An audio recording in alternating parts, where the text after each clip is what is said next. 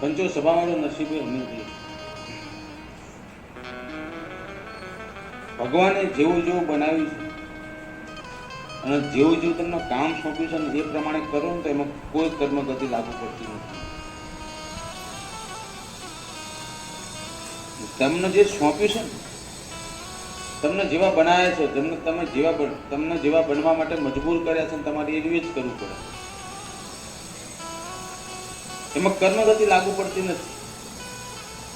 પણ તમને બનાવ્યો કંઈક અલગ માટે તમે કરો કંઈક અલગ, તો તકલીફ તો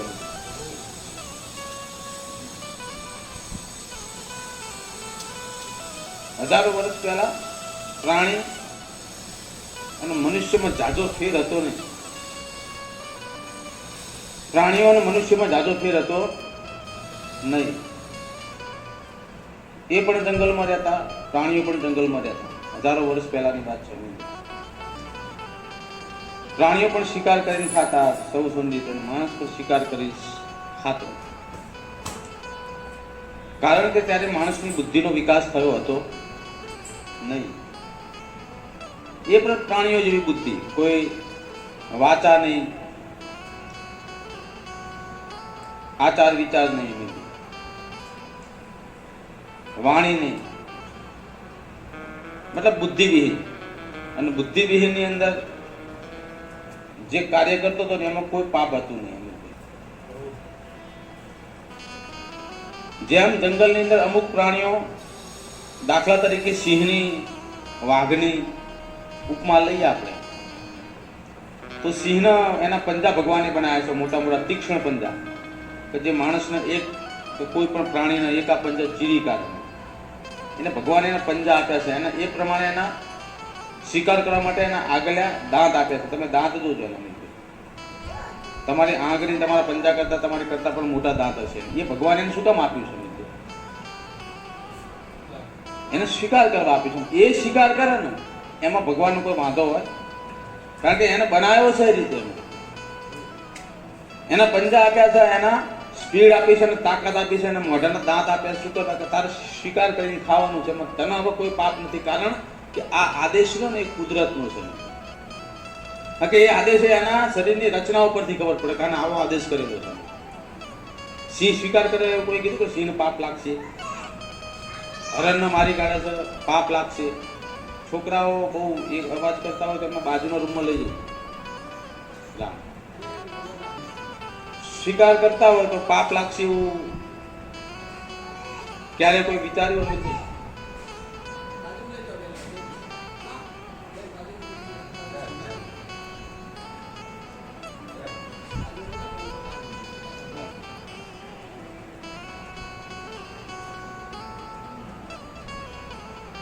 સૌનું જેવું શિકાર છે. એમને જેવું જીવન આપ્યું છે, જેવી એમના શરીરની રચના આપી છે, એવી રચના પ્રમાણે એ કરે છે. એમાં કોઈ પાપ નથી. પણ તમને આપ્યું હોય કાંઈ ને તમારું મન તમે કરો કાંઈ ને તો તકલીફ પડી જાય નસીબની. અને એનું જ કર્મફળ લાગે છે. જ્યારે મનુષ્ય જંગલની અંદર ઉતાને એ પ્રમાણેનું એના દાંત પણ મોટા જ હતા.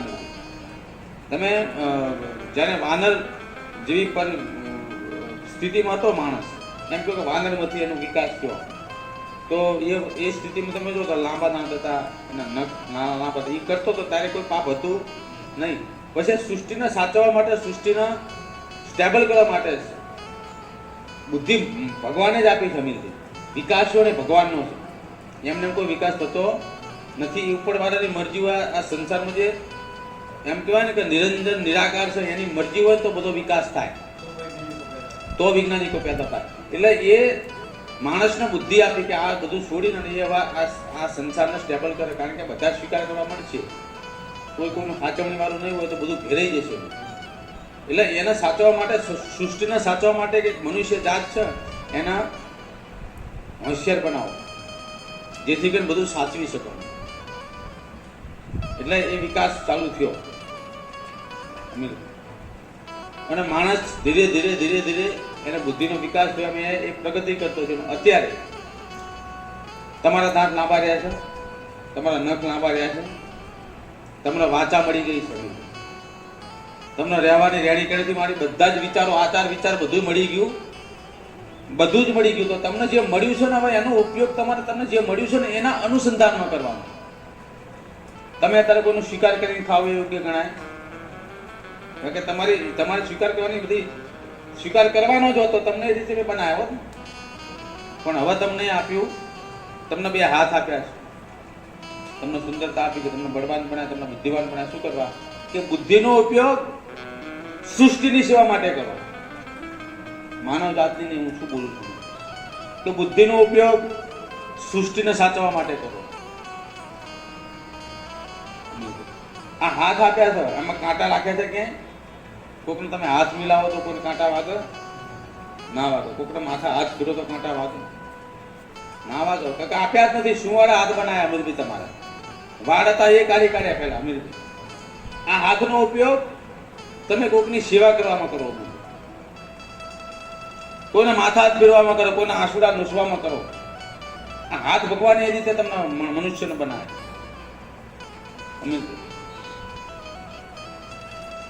તમારી બુદ્ધિ એ રીતની બને, તમને આંખો એ રીતની આપી, તમારી શ્રવણ શક્તિ એ રીતની આપી, તમારી જુબાન એ રીતની આપી કે તમે સારા વિચારો નું પ્રદાન કરી શકો, સારું સમજી શકો, કોઈને મદદ કરી શકો. કે તમારા આખા મનુષ્ય જાતનું જીવન, મનુષ્ય જાતની જે આખી અંદર ભગવાને જે સિસ્ટમ ઉમેરીને, સિસ્ટમ ફક્ત ફક્ત સૃષ્ટિની સેવા માટે, સૃષ્ટિને સ્ટેબલતા માટે તમને આપી, પણ એનો ઉપયોગ એ પ્રમાણે થતો નથી. હાથ આપ્યા સેવા કરવા તો કોકના મર્ડર કરે છે, કોકના ખૂન કરે છે. આ જ હાથ મેં નથી કાઢી લીધા, પણ હાથમાં સરો પકડે. મેં કાઢી લીધું એમ, કઈ સરો પકડવાની જરૂર હતી નહીં. તો એને બુદ્ધિથી હથિયાર બનાવે, એની વિશે એનું કામ કરે છે. અમીરભાઈ જંગલી વાત હતી, ખાલી અવાજ જ કાઢી શકતા તમે. અમીર જંગલી ખાલી અવાજ જ નીકળે, જેમ ભૂલના અવાજ નીકળે, વાંદરોના નીકળે, એમ તમે અવાજ જ કાઢી શકો. અત્યારે વાત આપી, તમે શબ્દ તમે વીણી લઈ લો. જ્ઞાન આપ્યું, એ જ્ઞાનને તમે સમજવા માટે વાચા આપી, એ વાચાનો ઉપયોગ, પણ એ વાચાનો ઉપયોગ કોણ કરે છે? લોકોના હૃદયને દુઃખ પહોંચાડે, કોની પાસે દગો કરવા. તમારી બુદ્ધિનો, તમારી વાતનો ઉપયોગ શું કરો છો તમે? કોને આકરવામાં કરો છો, કોઈને પાડી દેવામાં કરો છો, કોની પાસે રમત રમ્યામાં કરો છો. આ બધું જ કેલ્ક્યુલેશન ભગવાન કરતો તો હશે અમીરભાઈ. આને જે પ્રમાણે, જે મનુષ્યને જે વસ્તુ મેં આપી છે ને એનો ઉપયોગ એ પ્રમાણે કરતો નથી. અને જેટલો મેં બુદ્ધિમાન બનાવ્યો ને એટલું આ સૃષ્ટિનો વિનાશ કરતો છે, વિનાશ કરતો. અને આ જ વિનાશ એના પતનનું કારણ બનશે એક સમય. કારણ કે બે ધડા પડ્યા છે.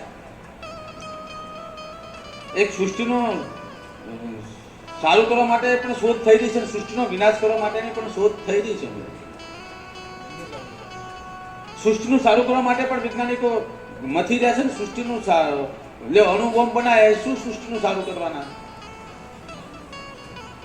હા, મેં બુદ્ધિ આપી દીધી, પણ એને જે રીતે વાળવાની તેને એની બુદ્ધિનો ઉપયોગ એને અવળો કર્યો. એને પરમાણુ અણુબોમ્બ બનાવે, હથિયારો બનાવે, મિસાઇલો બનાવી, જેથી કરીને મનુષ્યથી માંડીને બધું જ આખી સૃષ્ટિ ઉપર વિનાશ થઈ રહી છે. અને જ્યારે મનુષ્યની બુદ્ધિ જ્યારે ભ્રષ્ટ થઈ જશે, જ્યારે પાછી અણુબોમ્બનો ઉપયોગ ક્યારે થશે? મનુષ્ય જોડે બુદ્ધિ રહેશે ને ત્યારે. એનામાંથી બુદ્ધિ જીરો થઈ જશે ને, એના લાગણી નહીં રહે, બુદ્ધિ નહીં રહે, ત્યારે એનો ઉપયોગ થઈ જશે, ત્યારે પછી પૃથ્વીનો વિનાશ થઈ જશે. જાનવરતા જાણે આવશે ને, માણસના જાનવરમાંથી માણસ બનાવે, પણ જાનવરતા એને છોડી નથી. એને જાનવરમાંથી માણસ બનાવ્યો ભગવાને, પણ એની જાનવરતા છોડી નથી. હજુ જાનવરતાની અંદર જીવી રહ્યો છે. એના અંશ રહે ને, હજુ એનામાં શું બુદ્ધિ આપી પણ એનો ઉપયોગ કરતો નથી. મેં જે કીધું એનો ઉપયોગ કોઈ કરતો નથી. તમને રૂપિયા આપ્યા, સુખ સાહેબી આપી ને, તો ફક્ત તમારી માટેનો ઉપયોગ થાય. કોઈની જરૂરિયાત, આ તમને બુદ્ધિ, એના લાગણી શું કામ? લાગણીનો મતલબ શું થાય? લાગણીનો મતલબ જ એવો થાય કે તમે કોઈકની જરૂરિયાત સમજી શકો. લાગણી એટલે તમારી માટેની આવતી જ નથી. લાગણી હંમેશા બીજા માટે હોય છે. લાગણીની જે સ્ફૂર્તિ ભગવાને તમારા હૃદયની અંદર મૂકી છે ને, તમારી માટે મૂકી નથી. લાગણીનો મતલબ જ એ થાય કે તમે કોઈ બીજાને સમજી શકો. લાગણી હંમેશા બીજા માટે છે. અને લાગણી તમને મૂકી છે, પણ લાગણીને પણ આડા પડદા પાડો છો. જીવ બળે છે પણ મન કટવાય છે. જીવ કોણ નથી બળતો મન કહો? આમાં જેમ કે મન પેલા બહુ જીવ બળે છે, પણ આપવાનું થાય ત્યાં પાછું મન કચવાય.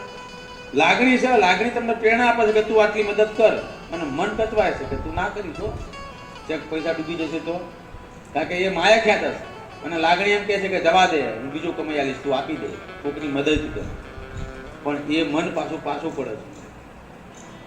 તમારી માયા તમને પાછા ખેંચ હશે. લાગણી હારી જાય છે, માયા જીતી જાય છે.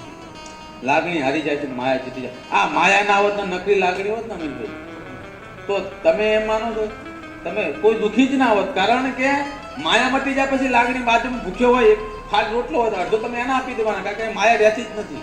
બધા જ માણસો સરખા હોત, પણ આ માયા રહે ને એ ભેદ પાડે છે.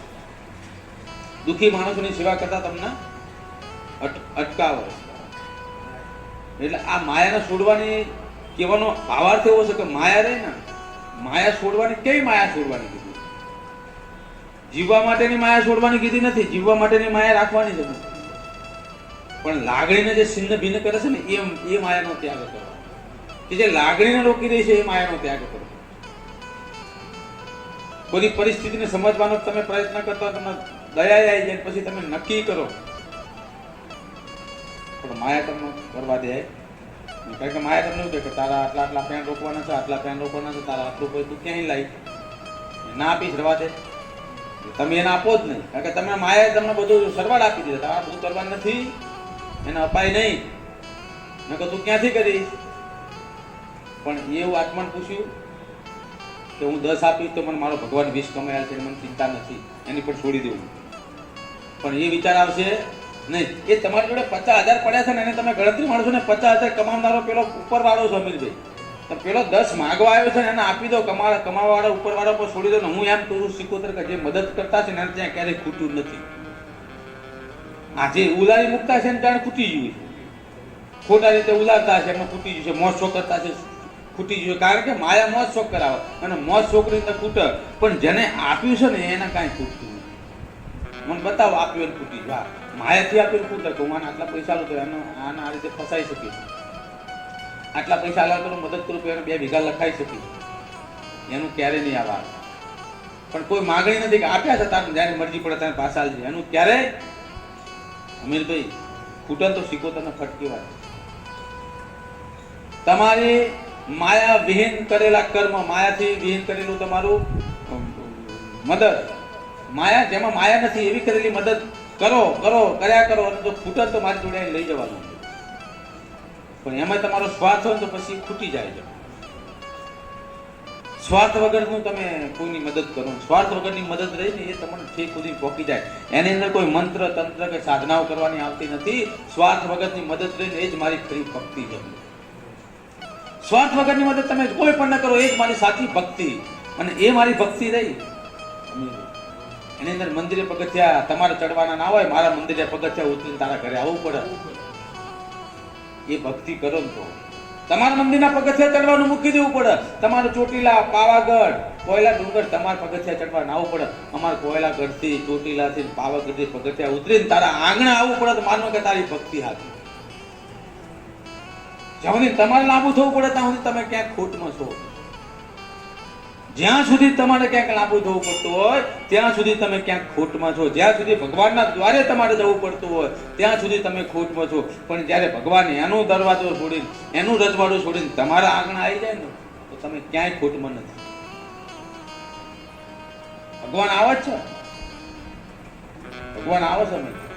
કોઈક દુખિયારો બનીને આવે કે મારી આટલી મદદ કરી, લાઈને જોઈ લો કે મારો ભગત શું કરે છે. તમે બધું હવે વાત કરી મેં વિચારવાની, એવું બધું કેલ્ક્યુલેશન માની કે ના મારે થાય તો પણ મેં આપી દીધા, પેણ આપી દીધા, કાંઈ થાય એમ છે નહીં. એટલે પછી એનો હૃદય જીવ પડીને જતો રહે. ભગવાને જોઈ લીધું તમને કે આ રીતે છે, લાવ્યો તને હું તકલીફ પાડું, પછી એ તકલીફ પાડે, તમારે કંઈક વસ્તુની ખોટ પાડે, પછી કે હે કાર્ય ઠાકર હું દ્વારકાઈશ ને તારી પાવનગઢની ધજા ચડાઈશ, મને આટલું કર્યા. પછી ભગવાન કહે હું આવ્યો તો ત્યાં નથી કરી મદદ અમીરભાઈ, તો હવે હું તારી છે નહીં કરું. તારી 52 ગજની ધજા કાંઈ જોતી નથી, પણ હું આવ્યો તો ને એને ઓળખી લીધો હોત તે એ માણસની અંદર જે શબ્દ હતો, જે માણસની જે પરિસ્થિતિ છે ને, એ મેં પેદા કરી હતી. એટલે મારી જ આ એની પ્રેરણા હતી. એમાંથી મદદ કરી દીધી હોત ને તો તારા અહીં ના ઉપર હું 52 ગજની ધજા લઈને તારા ત્યાં રોક. હા, હજારો ધજા રોક. આ ભક્તિની પરાકાષ્ઠા અને ભક્તિની રીતને તમે ઓળખો. ભક્તિની રીત એટલે માળા કરવી એ મનની શાંતિ છે, પણ ભક્તિ કરવી ને ચિરંજીવી ભક્તિ એની જે તમારા કર્તવ્યની અંદર આવે છે, એ ભક્તિ રહે ને એ વ્યવહારમાં આવે છે. જે ભક્તિ તમારા સંસારમાં આવે, સમયમાં આવે, લાગણીમાં છે, એ ભક્તિ રહે ને, એ ભક્તિ એ જીવનની અંદર જીવન જીવતા હોય અને તમે જે ભગવાનના નિયમની અંદર જે કરતા હોય, કર્મ કરતા હોય, એ ભક્તિ છે. કર્મ જ મોટી ભક્તિ છે, બીજી કોઈ વાત નથી. એવી પ્રભુએ આપેલું કર્મ એ જ મોટી ભક્તિ છે. અમે કોઈકને દવાખાને લઈ જવાના હોય, કોઈના પેટમાં દુખાવો ઉપડ્યો હોય, તમારા પૂજાનો ટાઈમ થઈ ગયો હોય, આ માણસ મરતો હોય, ઉભા રહો કે હું પૂજા કરીને આવું. આ ભક્તિ નથી. તમારું કર્મ શું છે કે આના પહેલા તારા દવાખાને લઈ જવાનો, તારા ઘરે આંગણા આવે છે, તારી ગાડીની ચાવી માંગવા આવ્યો છે, અથવા એમ કીધું 5000 રૂપિયા આલો મારે દવાખાને જવું છે, હું તમને કાલે આપી દઉં છું. ના ના, 2 મિનિટ હું ભક્તિ કરું, 5 મિનિટ હું અગરબત્તી કરી લઉં પછી આવું. હું પૂજા, હું કોઈને દખલ અંદાજી ગણતો નથી. એ તારી 5 મિનિટની અંદર કોકનો જીવ જતો રહે છે. ભાઈ, તારી અસલ ભક્તિની પરીક્ષા થઈ ગઈ. તું હવે ગમે તેટલા દીવા કર, કે ગમે તેટલા ઘીના દીવા પાડ અને માળાઓ કરતો, મારે કઈ લેવા દેવા. એને દવાખાને મોકલે, એની મદદ કરી અમીરભાઈ, અને કદાચ તું મારી ભક્તિનો એક દીવો તું એ ના કર્યો તો મને કોઈ વાંધો નતો, કારણ કે તે અસલ દીવો તો કરી દીધો. મારે કોઈ જરૂર નથી, હવે એને કોઈ મારા જરૂર નથી. આ ભક્તિની રીતું શીખવાડવા શીખો તરા બેઠી. આ તમે મંદિરોને આ ના ભક્તિ ફલાણું ઢીકું, એ તો ફક્ત ને ફક્ત તમને મનની શાંતિ માટેના જે લોકો જે ખરેખરની ભક્તિ, કર્મ ભક્તિ જે સમજ્યા નથી ને, એ તમને આપણા રવાડે ચડાવવા. હું તો કર્મ ગતિને તમને સમજાવવા બેઠી છું કે ભક્તિ રહીને આરી એ છે. તમારે અહીં આવવાની જરૂર ના પડે, મારે તમારે તો આવવું પડે. અસલ સમજાવવાનું હું એવી શીખો તો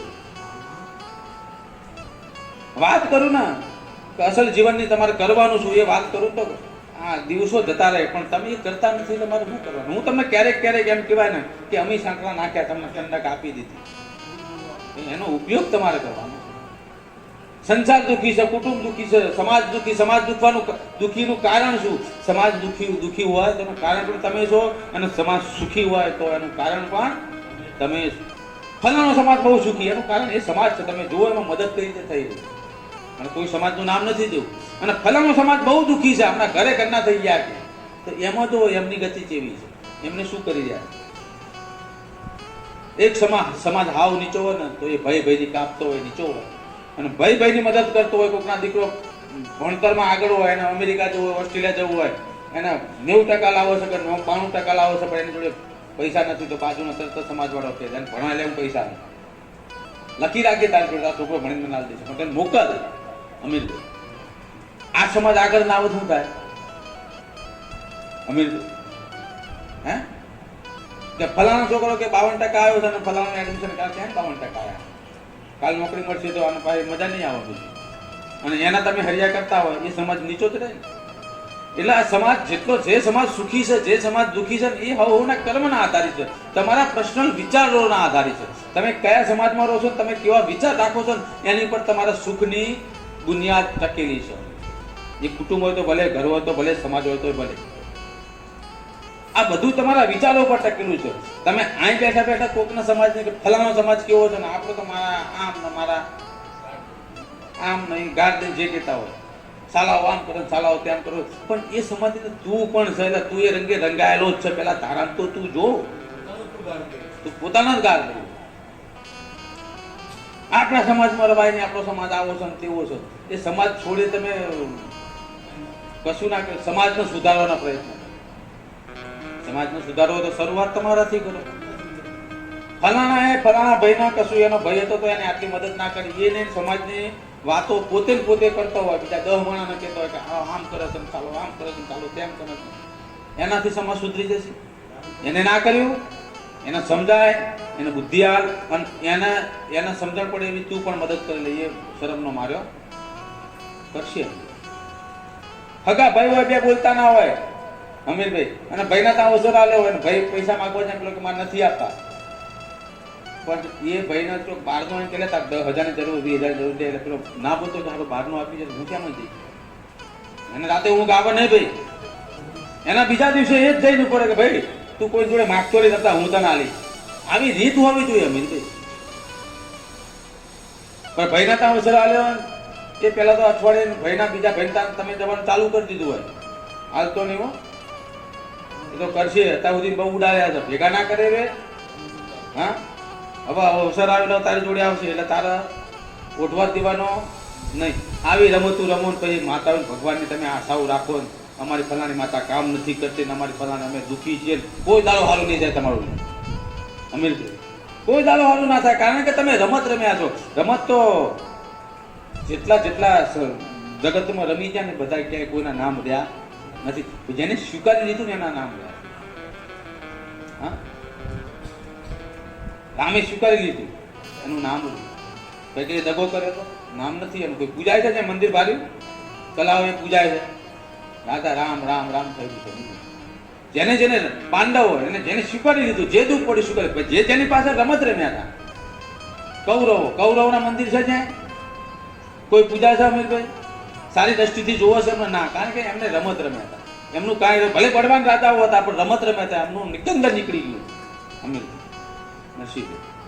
એમ તમે રમત રમશો ને તમારું પણ એ જ થશે, પણ એમાં તો કોઈ બચાવવા આવશે નહીં. અને તમે સ્વીકારી લેશો તો ભગવાન ભેળો રહેશે. પાંડવે સ્વીકાર્યું તો ભગવાન કૃષ્ણ ભેળા રહ્યા. એમ તમે દુઃખને સ્વીકારી લેશો, તમારી પરિસ્થિતિને સ્વીકારી લેશો.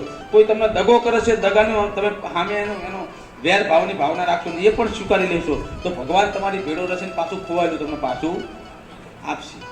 કોઈને લડાવવાનો પ્રયત્ન ના કરશો, કોઈને ભેળા જમાડવાનો પ્રયત્ન. બે ભાઈ નથી બોલતા તો એને જુદા નહીં, પણ બે ભાઈ એક ભાણામાં ખાય એવો પ્રયત્ન કરો. તમારા મંદિરે આવું ના પડે, હું તમારે ત્યાં આવું, મારો ભગવાન તમારે ત્યાં આવશે. મારી સાચી ભક્તિની હું વાત કરું છું. રામ એવું શીખો તો રામ રજા.